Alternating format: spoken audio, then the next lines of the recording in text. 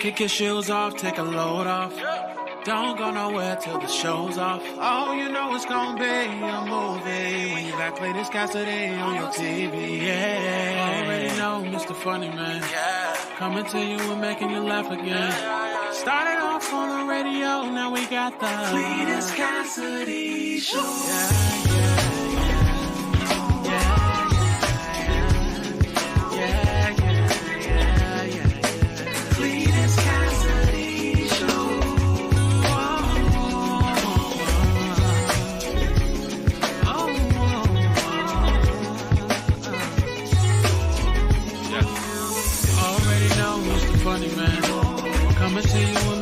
Again. Started off on the radio, now we got the Cletus Cassidy Show.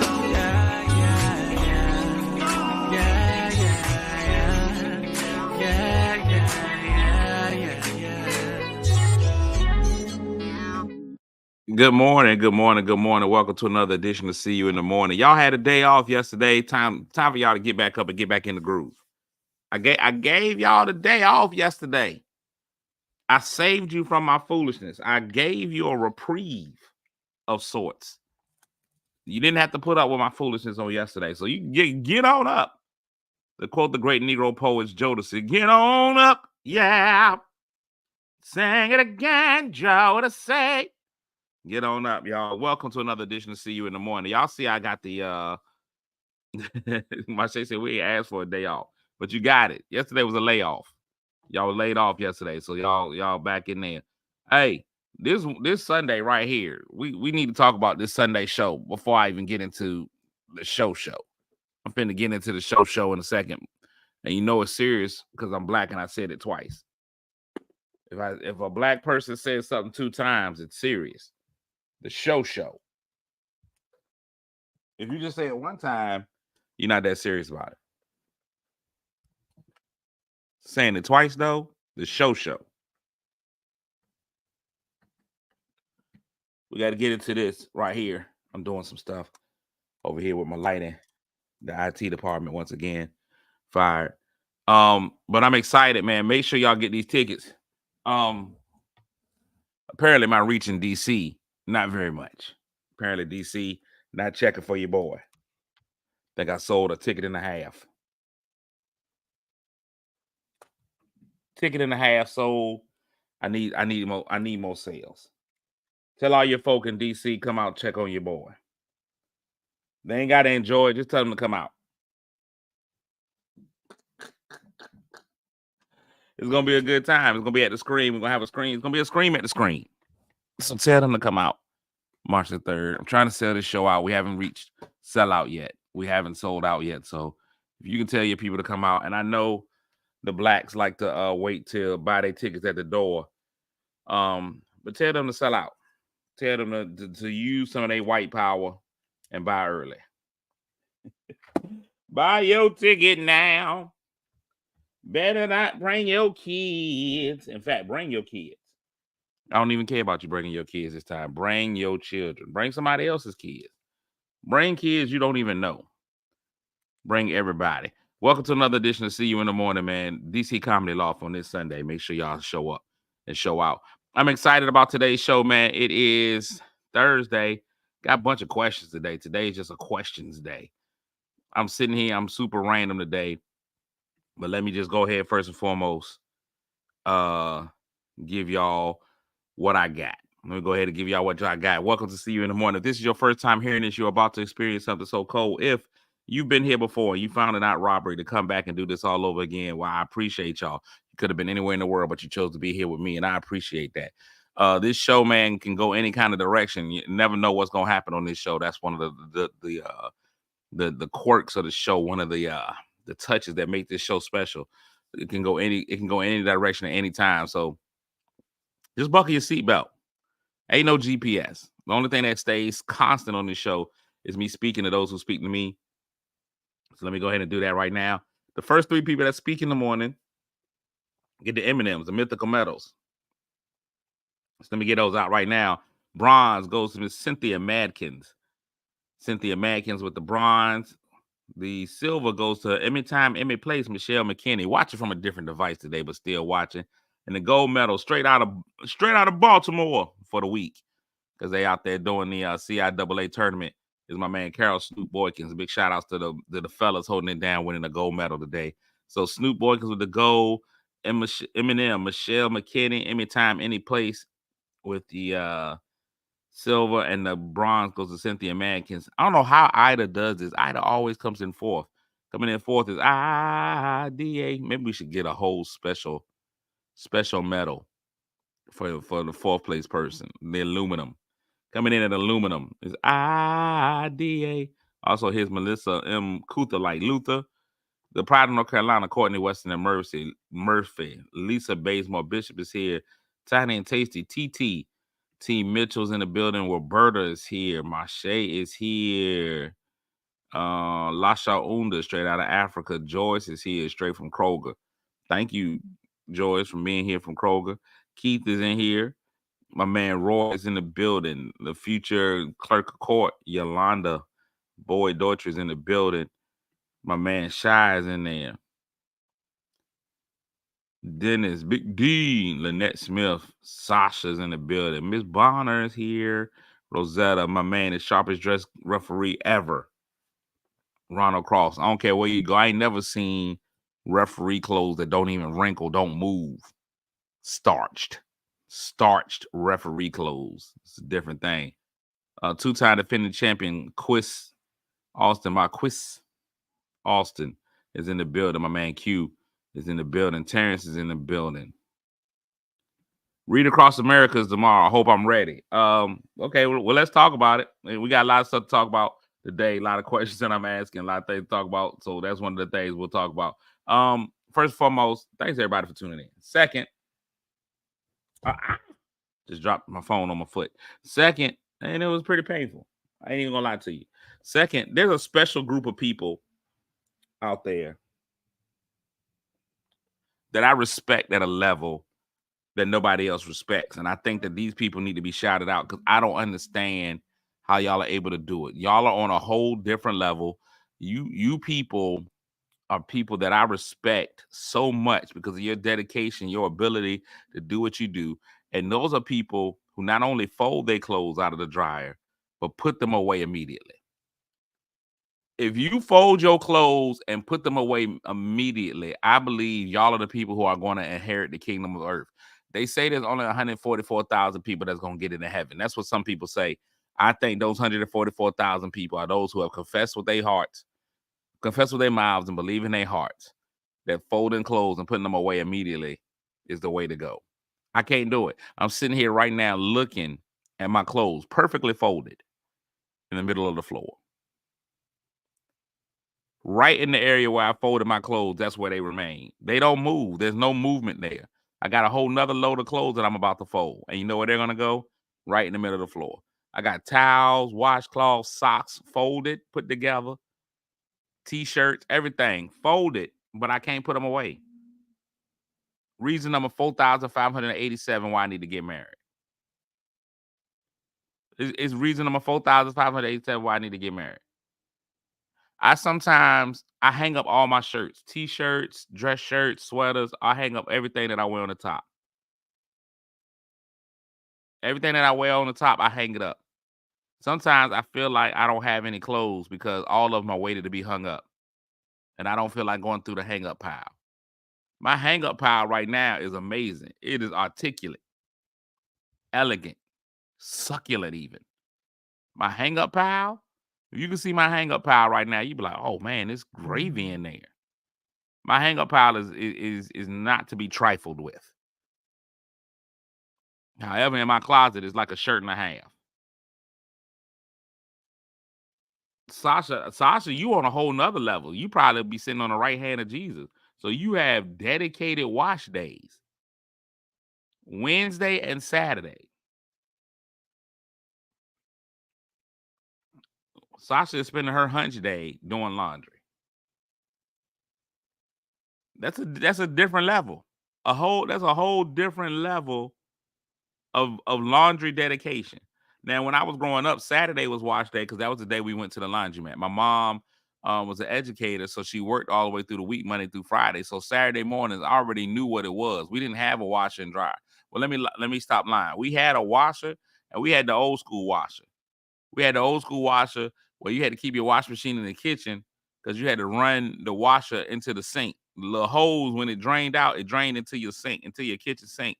You couldn't wash clothes and dishes at the same time. If you did, you had to be speed racer. You had to be prepared because you didn't know when that rinse cycle was coming. After that rinse cycle, when it went on spin, that water would go into the sink. And that's when you knew back then what kind of clothes you was washing. You knew when you washed blue jeans, you knew why your jeans faded. You could see all of the blue from your blue jeans go down the sink. You ever sit there and just watch after you wash a load of dark clothes and see that water come out dark? That water would come out dark every time. Then Keith is right. Then you would take those clothes back outside and hang them on the clothesline. All your business out in the street. You had to go find a clothesline. I hope somebody else ain't already had their clothes on the line.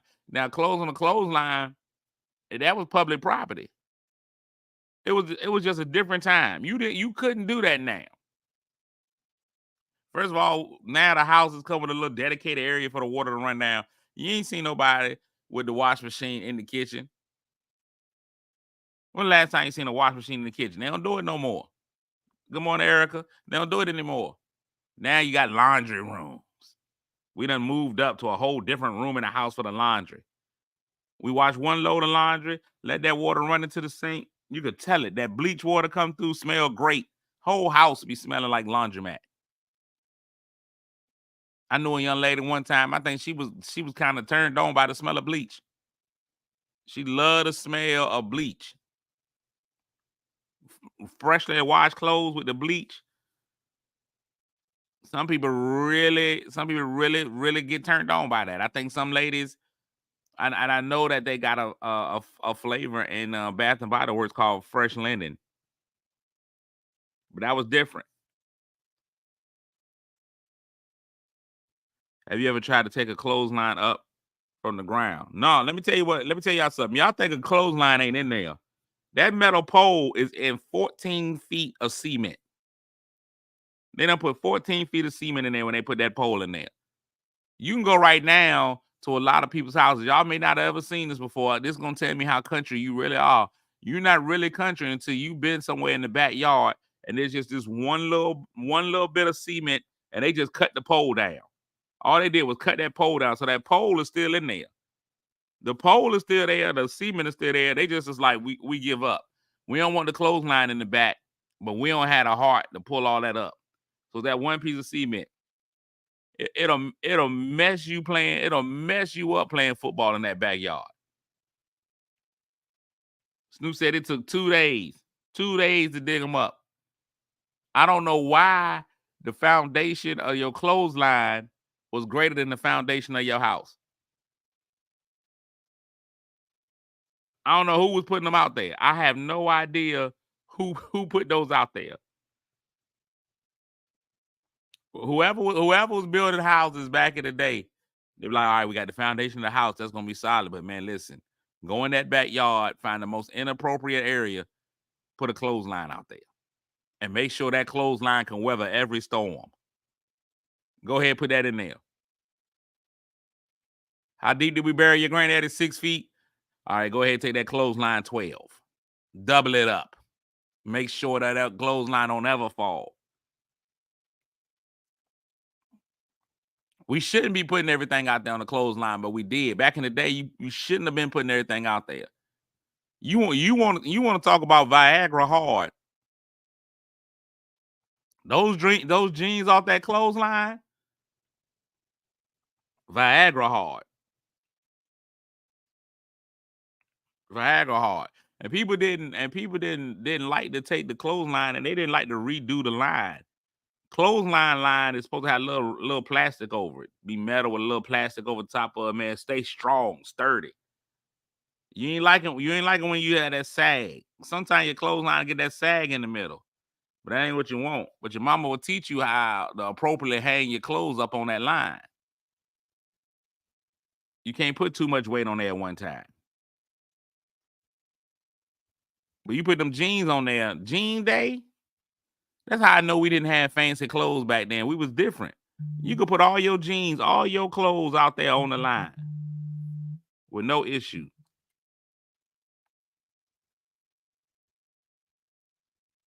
With no problem.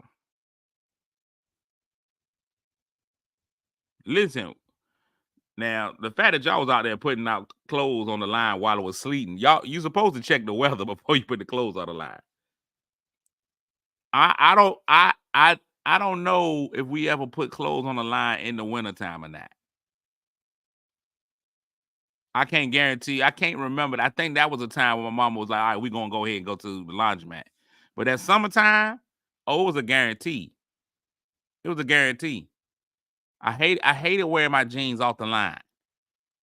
It took me to third period before them jeans got loose again. Them fibers was just rigidity. Rigidity. It was a different time. You could put all your clothes out there. You won't even worried about them getting stolen. Anybody steal your clothes off the clothesline? It told all your business though. I'm gonna tell you one thing I do know is that the kids that peed in the bed didn't want them sheets on the line.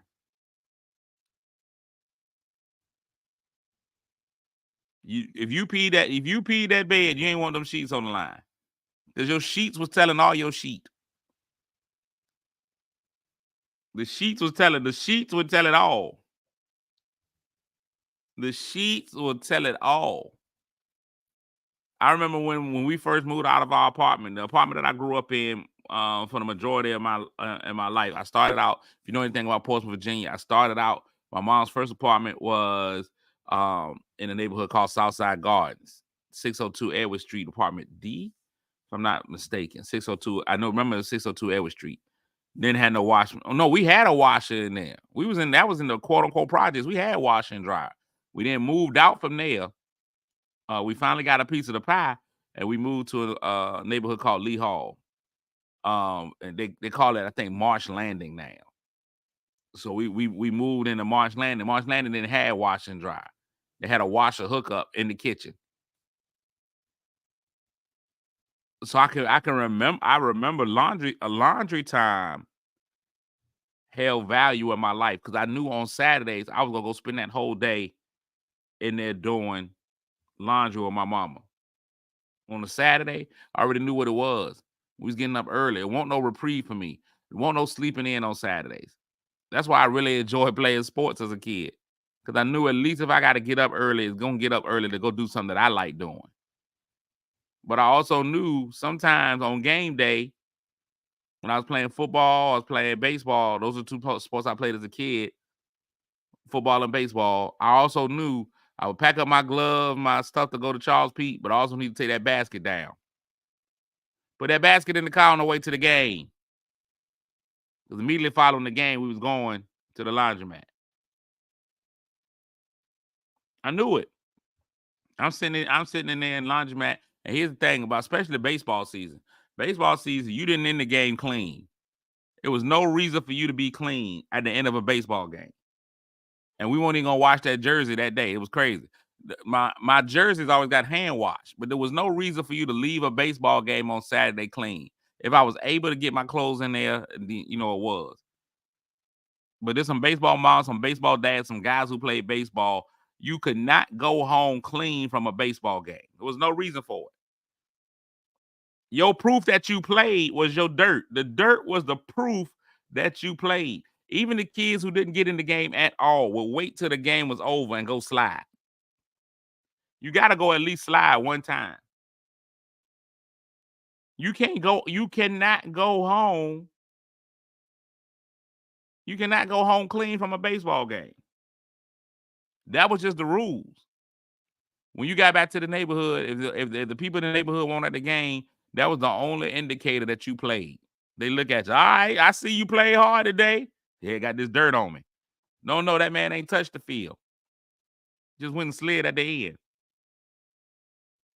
You gotta go slide. And I don't know who the genius is. And this is what I don't understand. Who is the genius? Who was the genes that was like, baseball is probably one of the dirtiest sports to play, especially if you play in the infield. Baseball is one of the dirtiest sports to play. Some genius was like, baseball pants should be either white or a light gray. Yeah, those are the two colors we want. Either white or a light gray. Maybe the belief was you could bleach the dirt out. Baseball dirt don't go nowhere. Baseball dirt is racism. It's deeply intertwined in the fabric of our lives. And I don't know if there's any other color. Why not brown? I think the San Diego Padres got the best jersey colors, that brown and yellow. Because that brown is coming out those pants. That white ain't coming out. Them white pants, after that one, those two knees is done. The black pants, here's the thing with the black pants. I don't mind the black pants. And I know we're going left on this thing. If you wear the black pants, you can wash the dirt out. That residual dirt is still in there, but you can't see it as well. But somebody was like, white and gray, those are the colors we're going with for baseball pants. That's it, fellas. That's our great idea. White and gray. Good morning, Stephanie. That was what the thought was. That's my thought process. Second question I got today, man. This is for my couples because I seen a lot. The CIAAs this weekend. My man Snoop is on the road. He's on the road with his wife, who is again, I say one of the top 5 band directors in the entire world. You can't show me 6 better than her. That's just what I'm gonna tell y'all off the top. You can't, and I'm not just saying that because she's my friend. You can't show me 6 band directors better than Juliet. She's done it on every level. She had a kindergarten band one time, high stepping. Kindergartners, all 5 years old. Everybody played the flute. Two guys playing the rubber band. It was great. She's amazing. You can't tell me the 6 I'm better. He's on the road with his wife right now, being a supportive husband at the CIAA with her college band. She did it on the high school level. Now she's doing it on the college level. If they had pro bands, I'm telling you right now, she would be the band director for your pro franchise. If the Dallas Cowboys decide they wanted the Dallas Cowboy marching band, I'm telling you right now, Jerry Jones, that's the lady you need to get that band going. I know the Washington Redskins have a collection of people that play, but they ain't there yet because they don't have Juliet. You ain't there yet because you ain't got Juliet. But I see Snoop is with her and she's doing her thing. It's great to see husband and wife traveling, whether it be for work, pleasure, whatever. But sometimes in relationships, she's the director of bands at Elizabeth City State University. I'm sorry, George, the Commandos, the Washington Commanders. But now I look and I see sometimes spouses go in opposite directions. They go in different ways. Well, you know what? Let's talk about band real quick. I want y'all to say, I want to say this, and I want to make sure I put this out on record. HBCU band experience is an amazing experience, but don't sleep. Do not sleep on Big Ten bands. Do not sleep on SEC bands. Don't sleep on them. That Michigan band, that Ohio State band, the Ohio State band went in the formation of Michael Jackson and made it moonwalk across the field. Now, while we will out-twerk every one of those Big Ten bands, we will out-twerk them for sure. But our bands ain't making Michael Jackson moonwalk across the field. University of Alabama has the $1 million band. That's what they call their band, and they worth it. Ohio State, they dot the I. They spell out Ohio in cursive. Dot that I. Don't sleep on those Big Ten bands. The band culture is just different at a PWI. Band culture at HBCU, that's why a lot of people come to the game. A lot of people only come to the game to see the band. PWI, the band is an accessory. See, at a PWI, the band is broccoli. It's a delicious additive. It's Brussels sprouts. It's what's the thing that makes your pee smell funny? Y'all know what I'm talking about. The little green vegetable that makes your pee smell funny.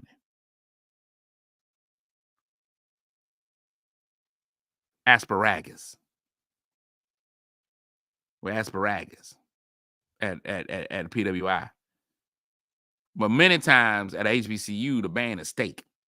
The band is fried chicken. The band is why you're there. The football team is in the way of the band performance. We different. We different with it. We different with it at HBCU. That fifth quarter is real. There's no fifth quarter at man, they ain't thinking about it. Fifth quarter is real. I've been to so many Norfolk State games where people have lined the street to watch the band march back to the band room. Sue said we got to rent a bus for our trips. They own their buses. It's different. PWI experiences and HBCU experiences could be so much different. If the funds were allocated to HBCUs, we got to start fighting that. Now, that's one of the things we need to start make sure we fight it.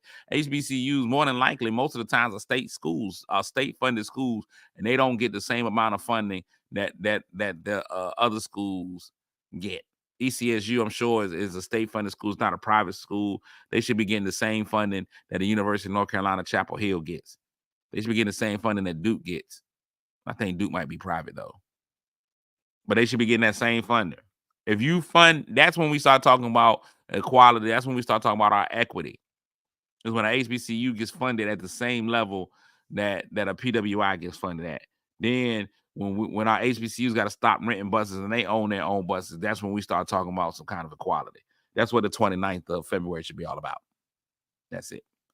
But that's a whole different story. We'll talk about that topic one day when I'm being socially minded. Now, today, though, I'm being unsocially minded. I'm just being myself, right? Here's my thing for the day. See, Snoop is with his wife. Those of y'all who are in relationships, y'all are married or whatever. Sometimes your spouse is going to go away. It might be a girl's trip, might be a guy's trip, might be just a vacation. And PWIs don't have to advocate the legislators, HBCUs do. It's crazy. It's crazy how that works. Now, PWIs, they do have the alumni that give back. Sally Mae Smith is going to die, and she's going to leave her fortune to Big White College. Black people still going to die with a balance at their school, but that's just different. What do you do when your spouse, girlfriend, whatever goes on a trip? How do you behave? Is there a freedom? This just, especially for my married people. If you married, what do you do when that spouse is out? How do you handle it? And if you are a spouse, significant other, girlfriend, or whatever, do you feel some kind of way when your significant other is happy that you leave? They go keep say, I'll be happy. Does that make you feel some kind of way? You finally get that freedom. What do you do differently? I feel like men, I sleep in the middle of the bed. Hilarious. That's been the forbidden part of the bed for so long. You can't wait to get in there. Don't your sleep be just a little bit better when they not there? Just a tad bit better? Your side of the bed. Your side. Good morning, Steve. Your side of the bed. I feel like men act way different when they ladies gone. Should I say I do sleep on her side of the bed? Your side of the bed. The man said, I deal with it all the time. It's easy. I work, come home and do homework, sleep how I want, and eat what I want. Lisa said, I love it when he's gone. I love it. I love the breaks. Does it make your relationship stronger? I feel like men enjoy it more. Okay, big good morning. We all in. Ranita says she take over the whole bed. So that's the thing. I don't think there's a bed big enough to make a relationship work. That's gonna be the biggest issue. I right now, lonely sleeper by myself, king size bed. I went and bought all the bed I could buy. I wanted a California king. I wanted a California King until I realized that most California Kings just 2 mattresses. I was like, no, I don't want the. I was concerned about the crease in the middle.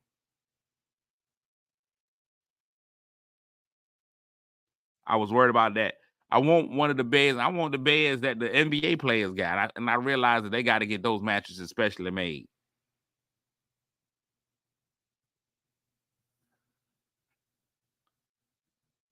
Stu said I can cut all the TVs on to my shows. You just walk around the house watching all the stuff that you like. Shy said that your diet changes when your spouse is gone. I eat single. Hot dogs, chips, Chef Boyardee. I like the fact that you spell Chef Boyardee with the letters. Even though Boyardee is one word. Chef Boyardee is what I like to call him. Chef Boyardee. But you use like Boy RD, research and development.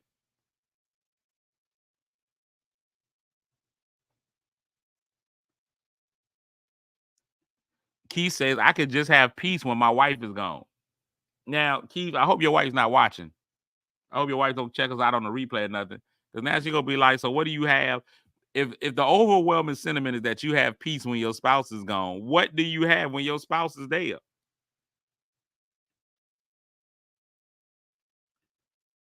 Sue said most of the time when she's gone, I don't even get under the covers. Oh, Keith's not married. All right. I was like, dang, Keith.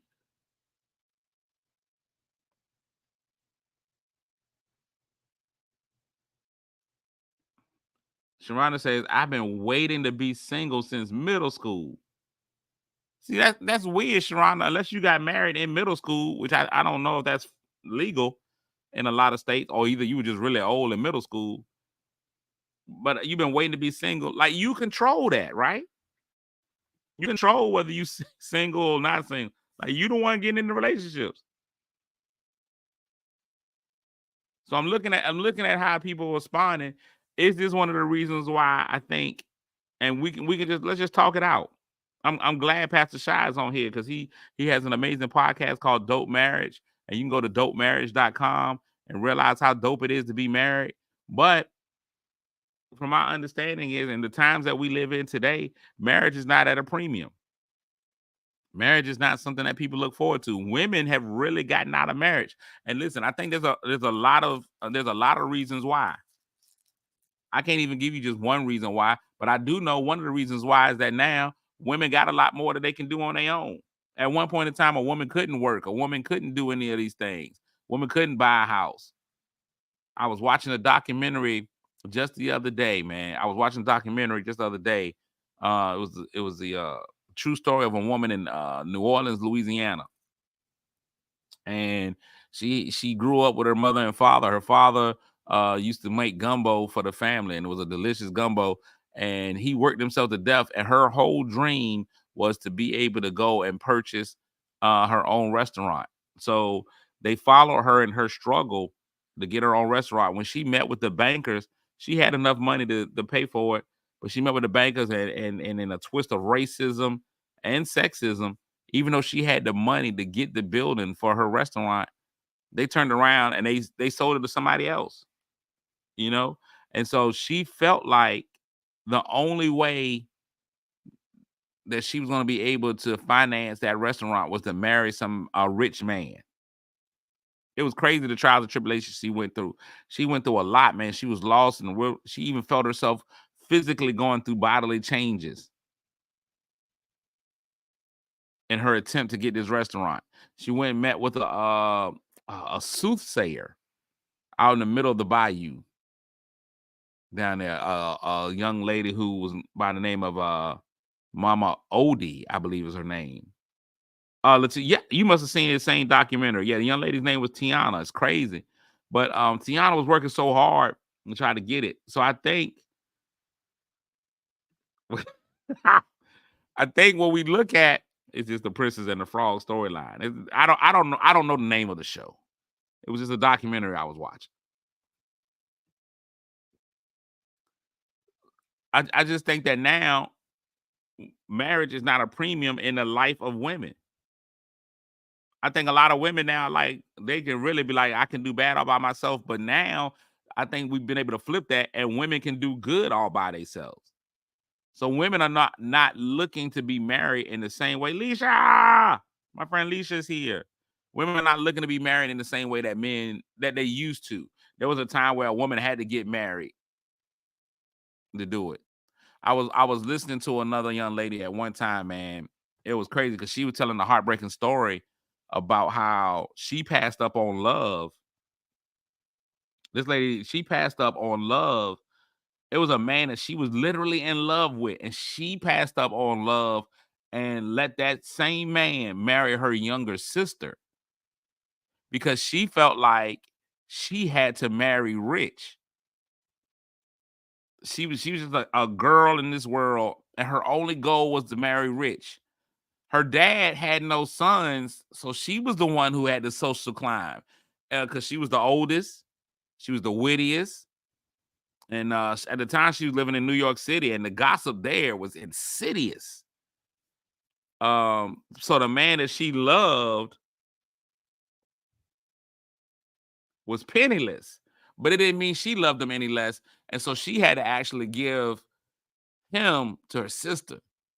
But the ironic part about it was she felt like that was she sacrificed marrying him, but by him marrying the sister, at least she still kept his eyes in her life.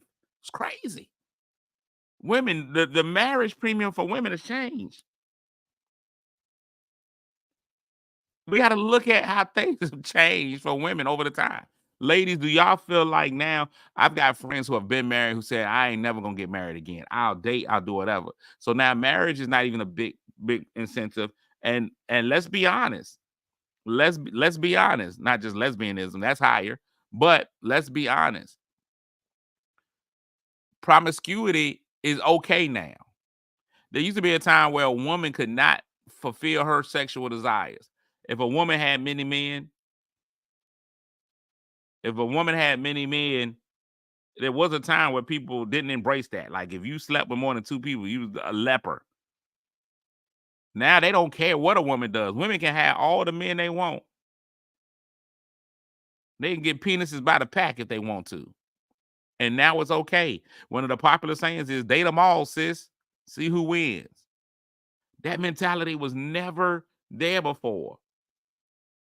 So marriage has changed. How do y'all feel? I'm gonna let y'all tell me. Is marriage still important?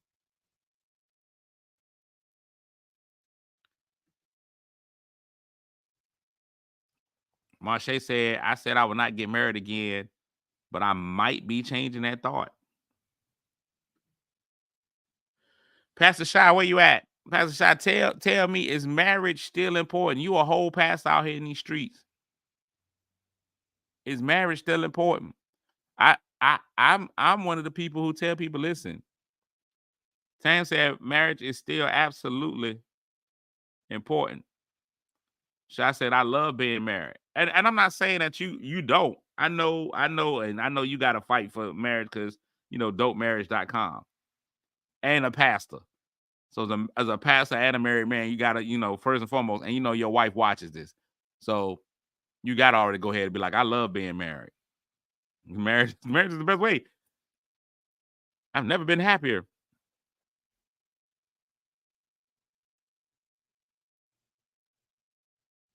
Sharonda said, I got to a place that I just want to worry about me. I barely have time for me. That's so real. You gotta want to be married.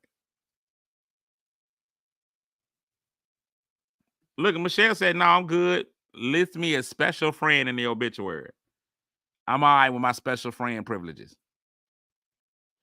And so the church, when people grow up in the church, like so there's two perspectives. And for any pastors who are planning on hiring me at my new BET Plus rates, please know that I'm not out here just advocating for people to live all loosey goosey, but it's also something that I just believe we got to have open conversations because everybody don't follow by the church, right?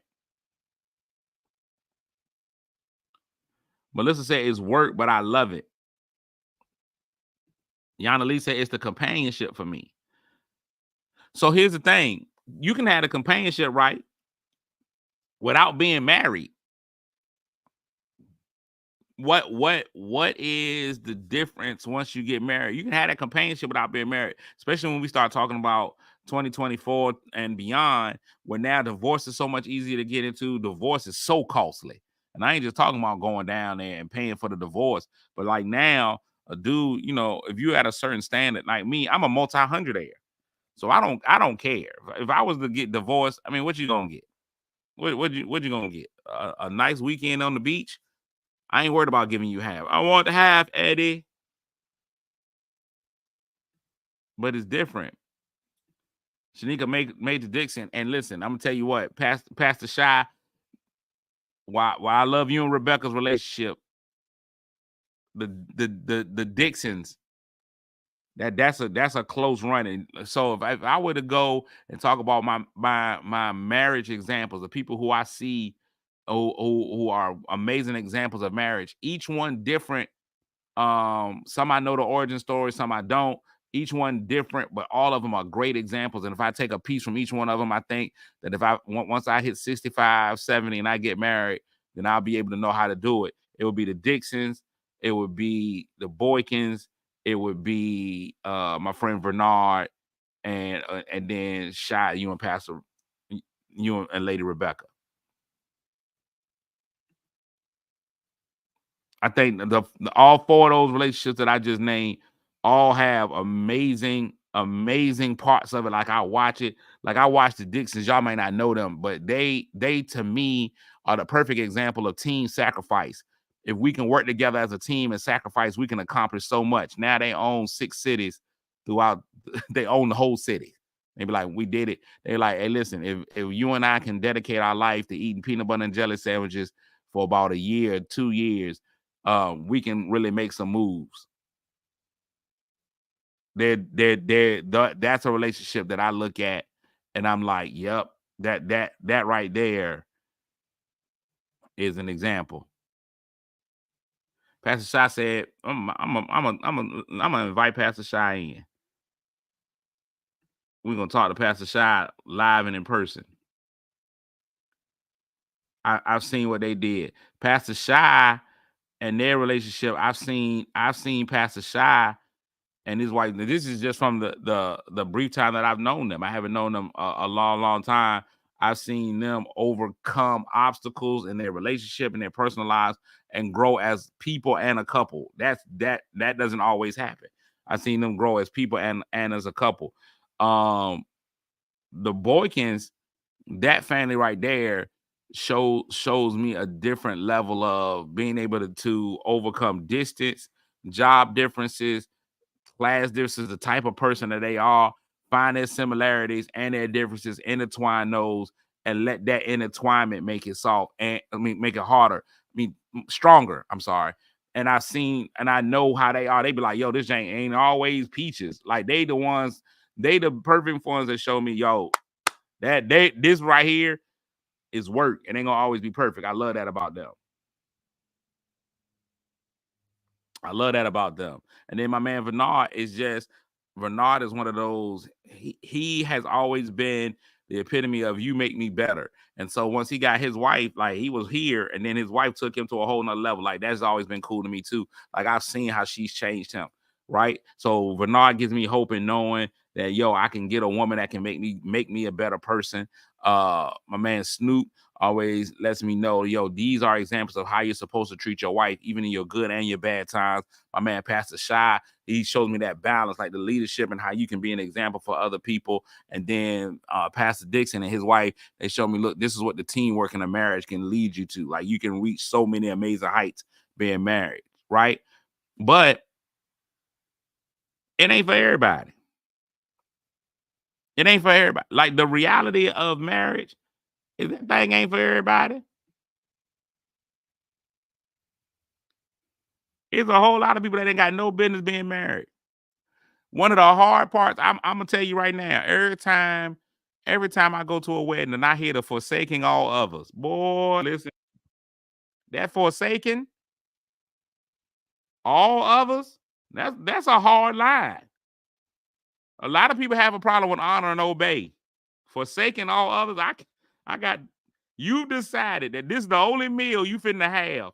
You know it's a whole lot of the world is a buffet.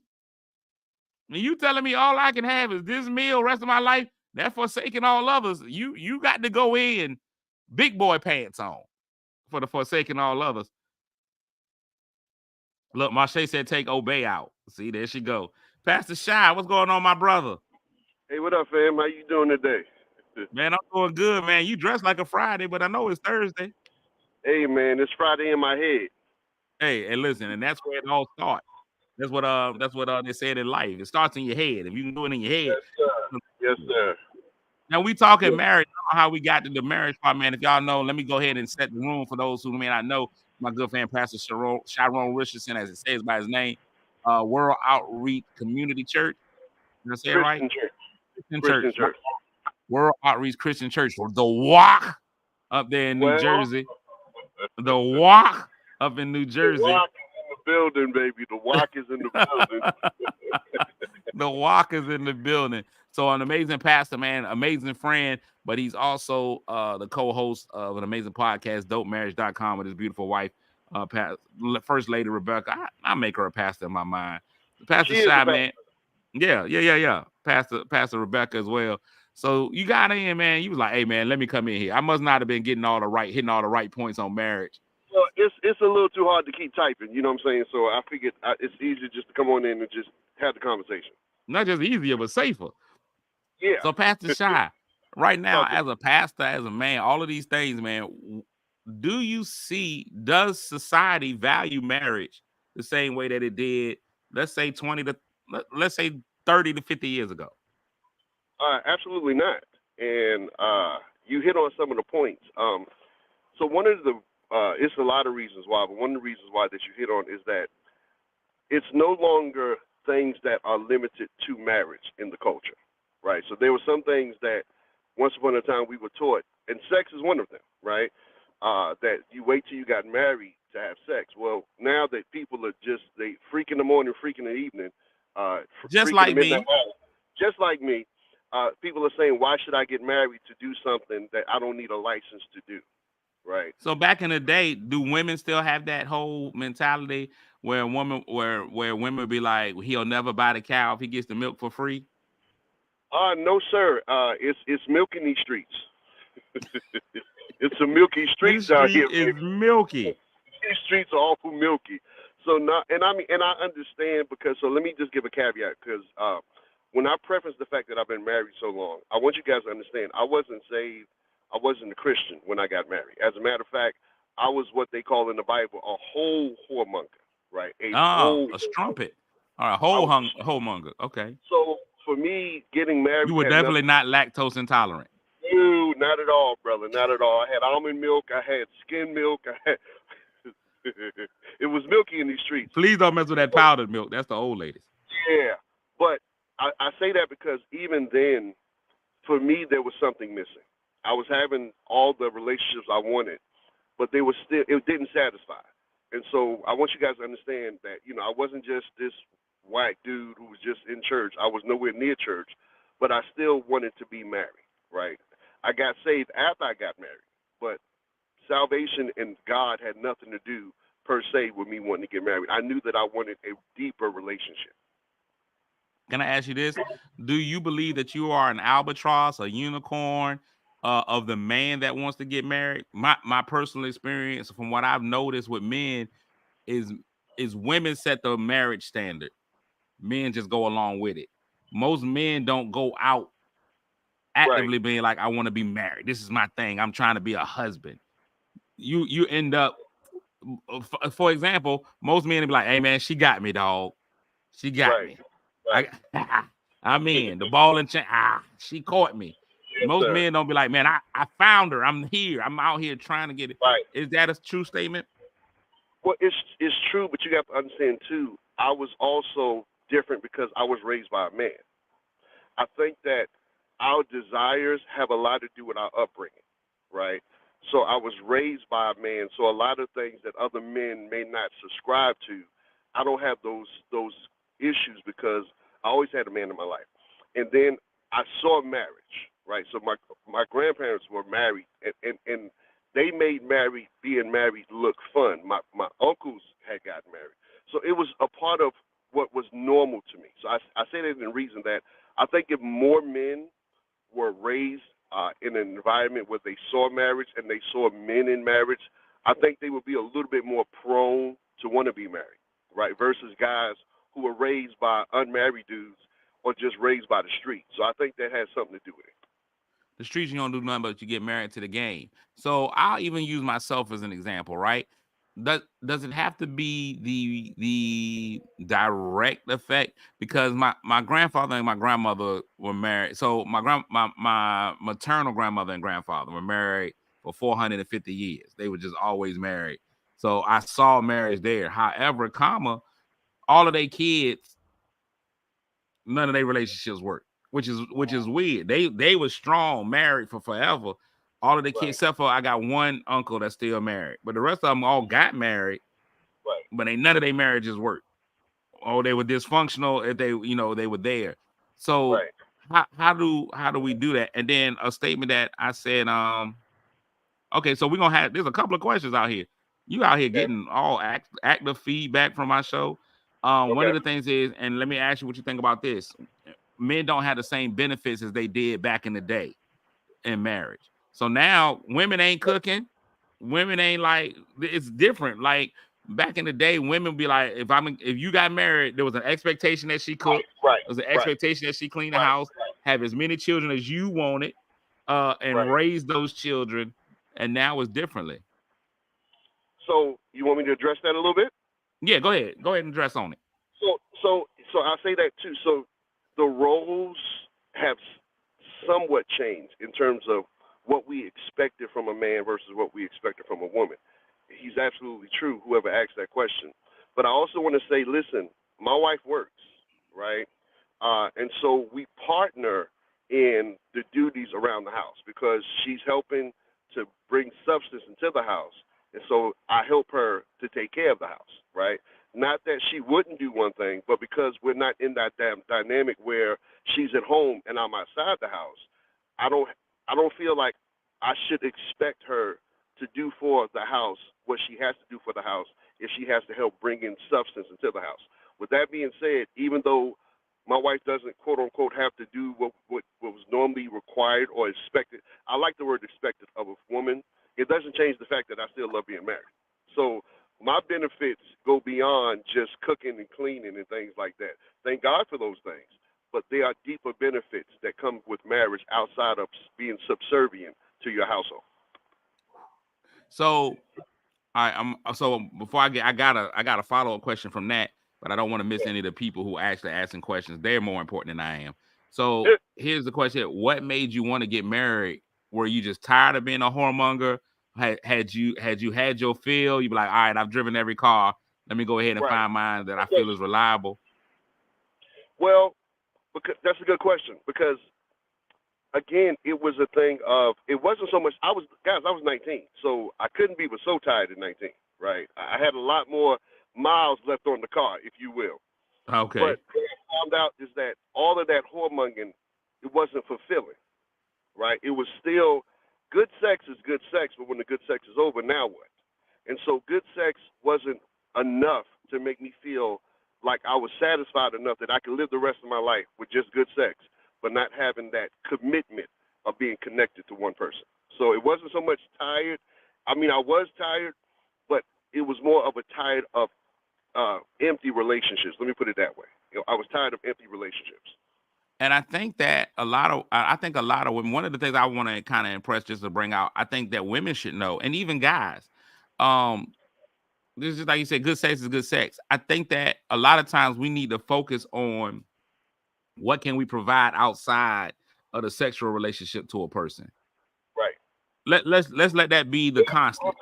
Real talk. The sex is gonna be good. Like everybody's gonna enjoy sex. Yeah. You should. Man, there are people who don't, you know what I'm saying? Blah, blah, blah, blah, blah, blah, blah. Usually that's related to some kind of trauma or something else. But the sex should be good, right? Absolutely. I don't think anybody's just like, I'm with this person, this sex is horrible. But there's got to be, that's your baseline. We take that out the way. Okay. I think there should be something else about that person that is it's the fact that they can calm you in your times where you agitated. Can they be there to support you? Can they push your dreams? Can they make you a better person? Those are the things that we should be focused on outside of the sex. When we go in with the sex as our motive, it's crazy. But people are humans still, though, right? Right. So when you see a lady, you don't see her walk in the room and be like, man, she could raise my credit score. You know what I'm saying? Like, hey, dog, that's somebody right there that can help me interior decorate.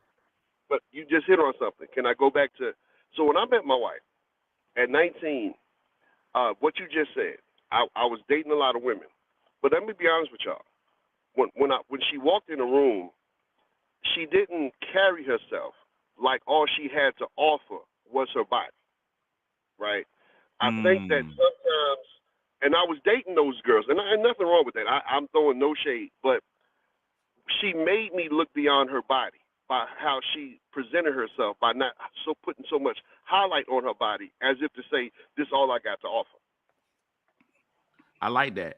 So I'm gonna try to wrap up in an hour. We might go a few minutes over an hour today, man, and y'all will be all right if we do. So let me ask you this, Pastor Shy, and this is something I see all the time on social media, and I think it's a really weird thing when they talk about people going into a marriage or a relationship and it's being a 50-50. Like, how do you feel about that? Ladies, y'all are in the room too. A lot of women like, it should be 100-0 or whatever. Why is you splitting bills? Now we going to work because we got to split bills. Like, I really feel like, what's the problem with a man bringing something to the table, a woman bringing something to the table? We both bring it to the table, which increases us. I might not be able to afford a $500,000 home by myself. So should we stay in this apartment because that's all I could get, or both of us together and we get into this $500,000 home? Like, how does that work? Is that mentality, does that it's on the man mentality still work in today's time? So Tam said marriage is not 50-50. That's stupid. So here's my philosophy, if you will. I believe that marriage is 100-100. Right? I'm giving 100% of myself. She's giving 100% of herself. Because if I'm only getting 50, my question is, what am I doing with the other 50? You understand what I'm saying? Where that other 50 at? You know, Side chicks is winning. Okay? So for me, it's 100-100. And again, for me, I don't know why you want to give marriage to somebody that you need to hold back on. This is actually, and I want to dig into something else. This is actually the person that you are supposed to have no restrictions with. And I think that I love this your platform. We can talk real. I think one of the issues that people see even in marriage when it comes to sexuality is that they limit their spouse, but they have no limits with the side piece. Listen, so I've always had this. So while we let's touch on that real quick. Okay. And I want to touch on it from a man's perspective, right? Yeah. And hear me out, ladies, when I say this. Even as a virgin, I know these things. Here's what I've always felt. I felt that when it comes to men with side pieces and stuff like that, and how they'll do anything with a side piece, it also comes to how you were raised as a man and your values on sex, right? Yeah. There are still sexual values, I believe. So there are some things you have learned. Ooh, you can pee on a woman, but I want to pee on her. I want to give her that golden shower, but not the woman I'm gonna live with. Oh my God. So a lot of guys' sexual fantasies, what they consider like a deviation, are things that they wouldn't do to their wife. Like some guys are like, I just want to get in there, beat the guts up, call her all kinds of names, a dirty slut, slap her around the room, but I can't do that to my wife. You know what I'm saying? So some guys don't have that openness in their relationship. And what's crazy is sometimes the woman is like, no, slap me around and call me Susan. Like, So I can address that just quickly. So years ago, and I'm being mindful of how I say this, but somebody who was really near and dear to me ended up in an adulterous affair. And because they were near and dear to me, I didn't shun them, but I said I can learn from them. And what you just said is what happened, is that they were just pretty much saying that in their marriage, they felt like they couldn't cross certain lines. And so they went outside to cross those lines.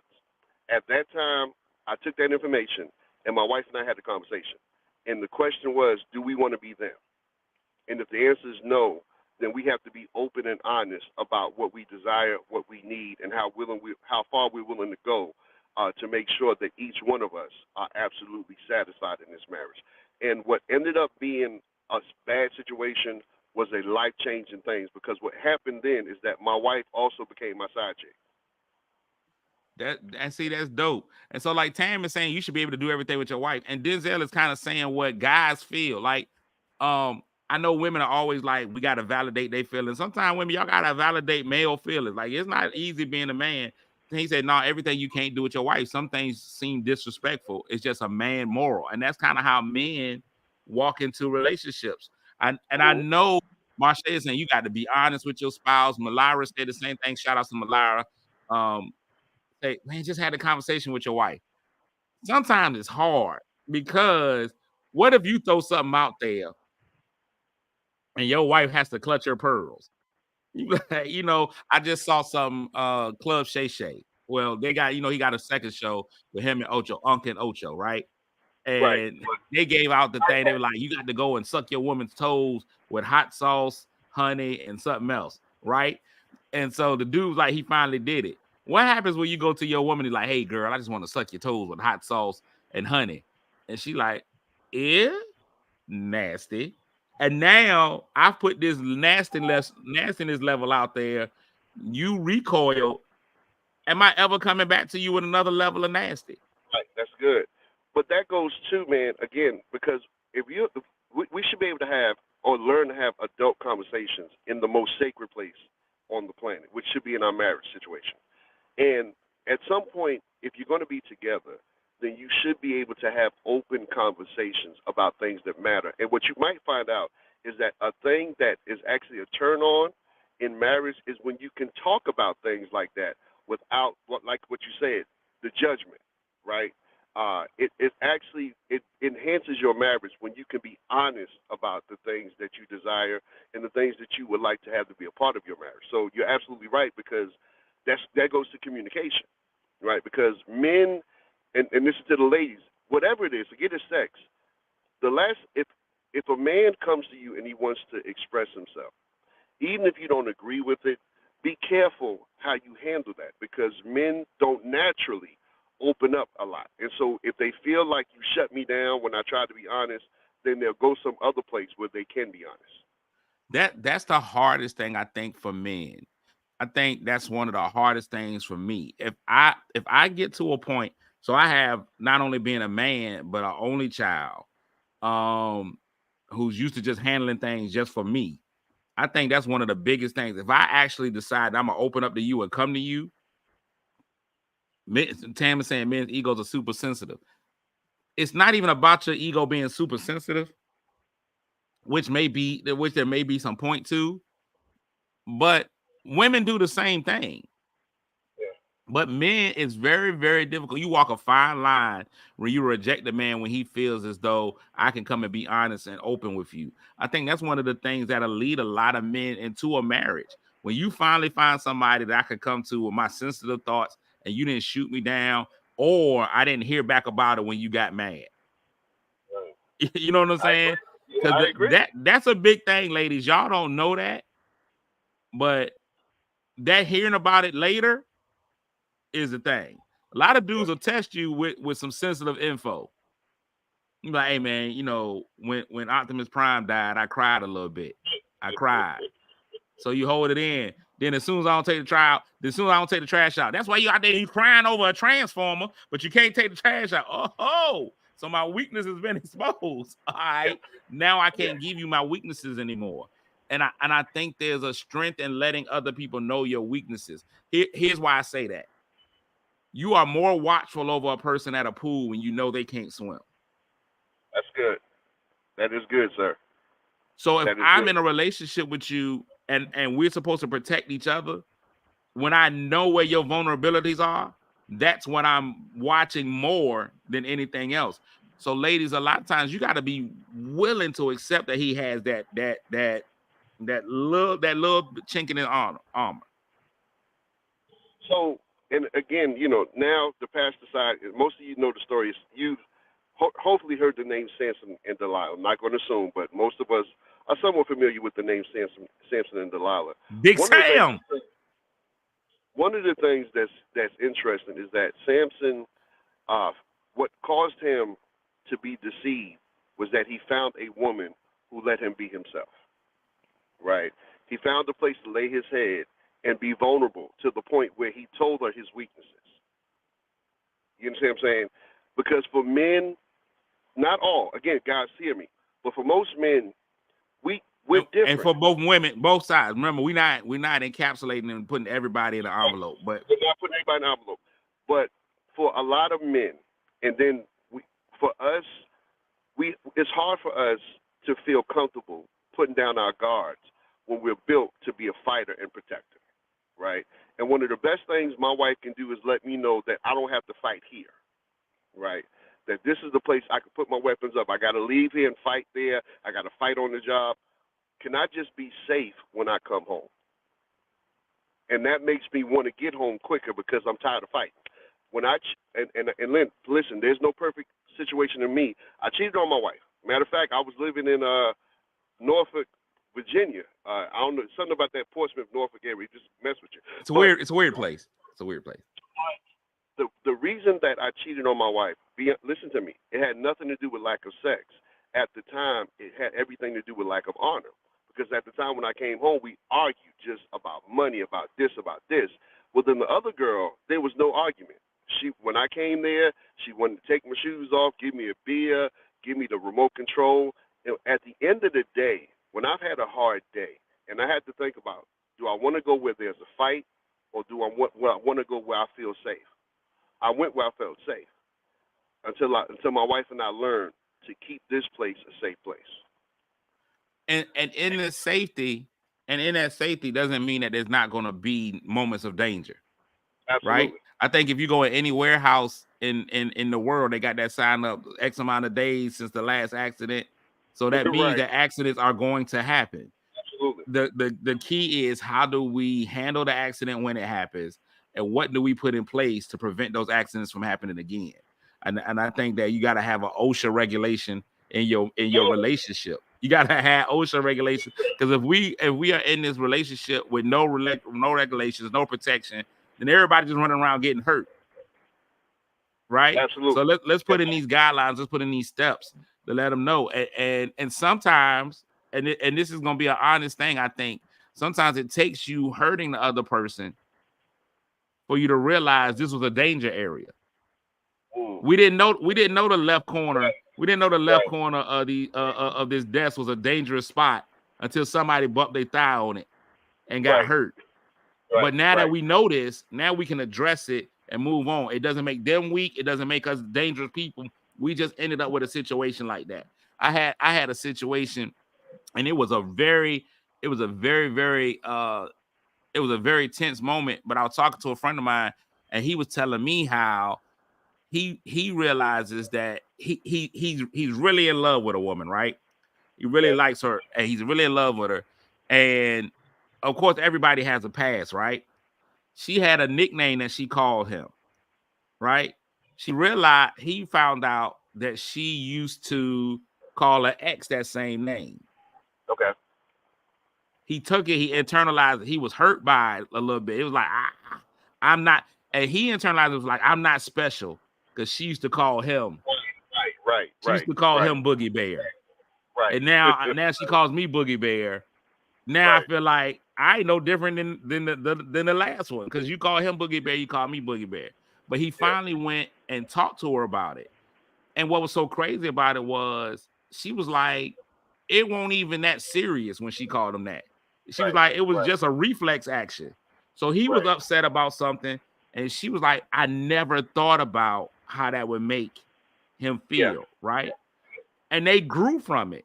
That was what was crazy about it. They grew from it, and they were like, "Hey, this is important." Sometimes we're doing stuff. We gotta be able to be open about stuff. And he was like, "Dog, when I had that conversation with her, and she came back, and we came and had a mutual understanding." He was like, "That made me love her more." Right. Because we had that, it won't no fight. Like, Yeah. if she would have came and been like, "Dog, why you so soft, cuz?" Yeah, I called him Boogie Bear. So what? You gonna be upset because I called a dude Boogie Bear 37 years ago? Hey, dog, I'm just telling you how it made me feel. Right. But she came to it sensitive, and she even was like, "Well, let me think of how my actions played a part in that." Yeah. It was crazy. And here's an example that I think actually, and it brings it back to the importance of marriage, right? So I went through that. When my wife lost her grandmother, we had never lost somebody that sensitive. And when she lost her grandmother, I didn't know what to do because I had never felt her pain. And I remember not knowing how to console her, and I'm sure it got on her nerves because I was doing the wrong stuff. Well, a few years later, I lost my grandfather. And that situation taught us how to better help each other. And so I remember waking up in the middle of the night, and I couldn't stop crying. Well, because she had gone through that, here's the benefit of it. She learned how to help me by just holding me in the worst moment of my life. And then the blessing of being married was because that worst moment happened at 2 a.m. in the morning. And so all I had to do was roll over and be consoled. You understand what I'm saying? There's some things that you can't get outside of marriage. I got to be consoled by my best friend and my lover, who was right there next to me in the bed. There's some things that marriage gives you that you can't get outside of marriage. That's dope. I ain't gonna hold the people, man, because I'm already 12 minutes over, man, and I know you out there fighting for New Jersey. I gotta just dedicate. I'm gonna just dedicate a day where I be like, "Yo, we're gonna bring you in, Malira in, because she knows so much about relationships, man." And what I love about Malira is that Malira, to me, one of my favorite TV shows now that I watch is called House. I watch House all day. One of the reasons why I really love House is because House heals people while he's suffering.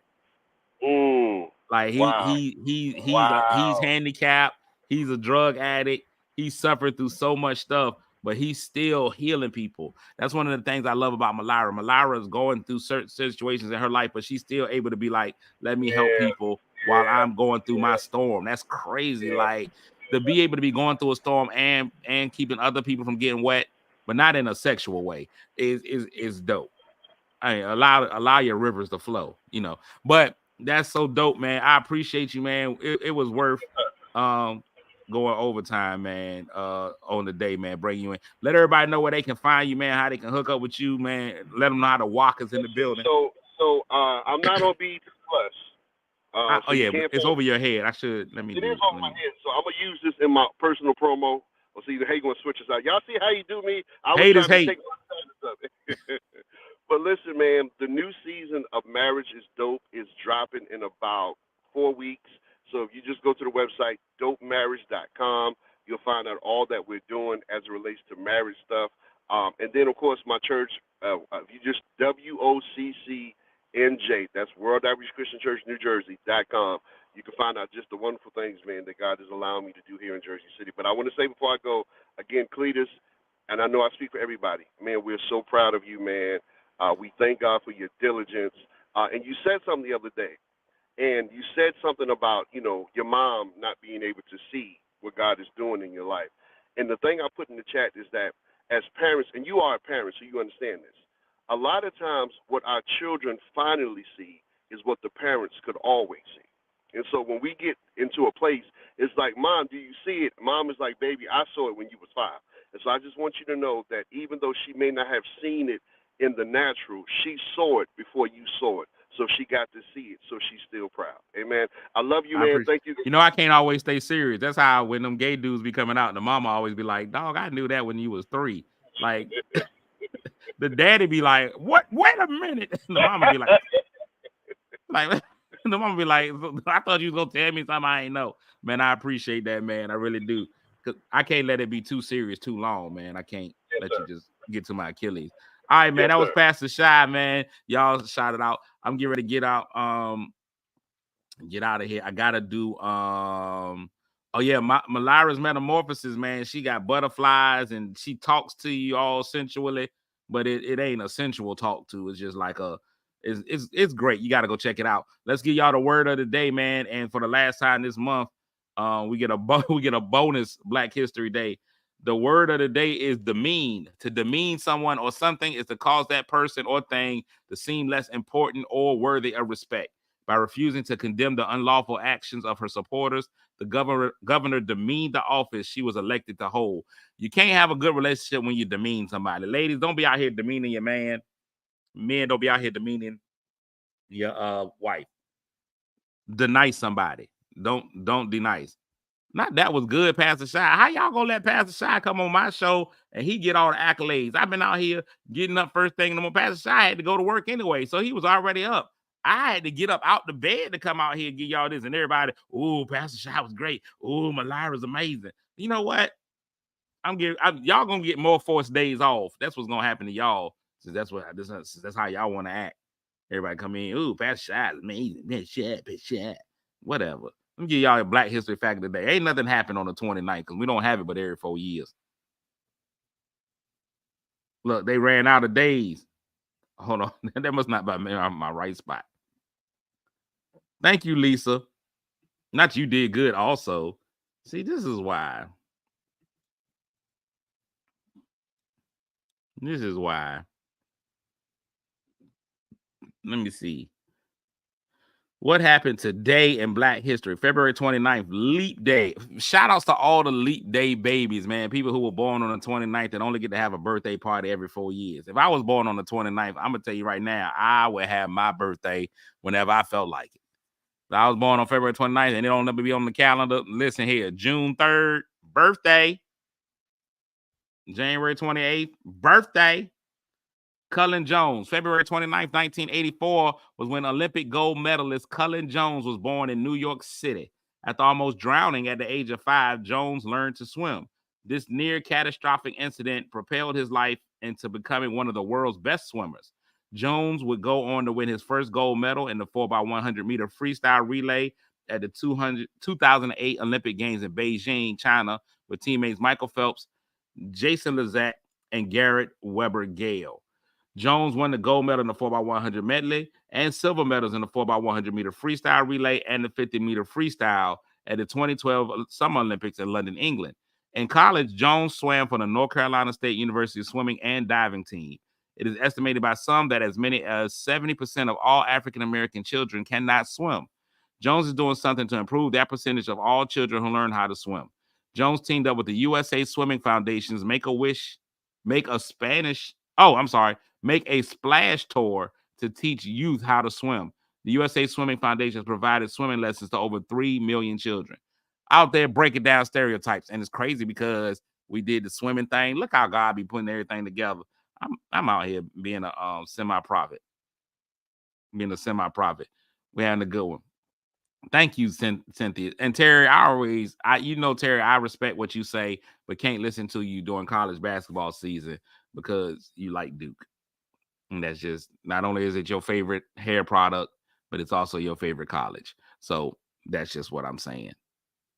Mikaela say you did all right. Whatever. Thank you, Ida. I am secure enough mind to, I don't know everything. So that's just me. Christina, so no matter how long the show is, you come in at the end. That means that you're doing it on purpose at this point. That means you're doing it on purpose.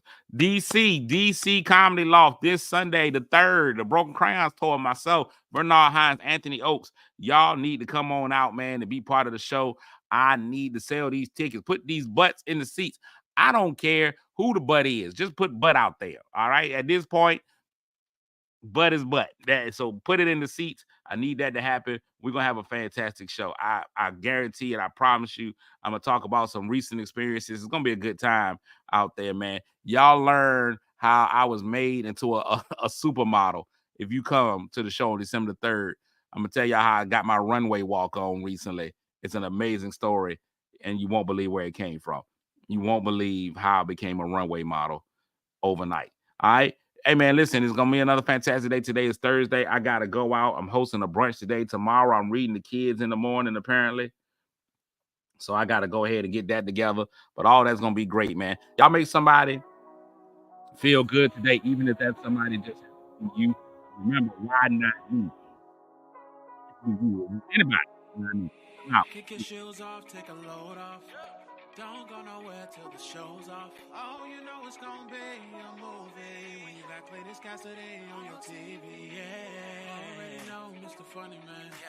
Coming to you and making you laugh again. Started off on the radio, now we got the Clayton Cassidy Show. Yeah.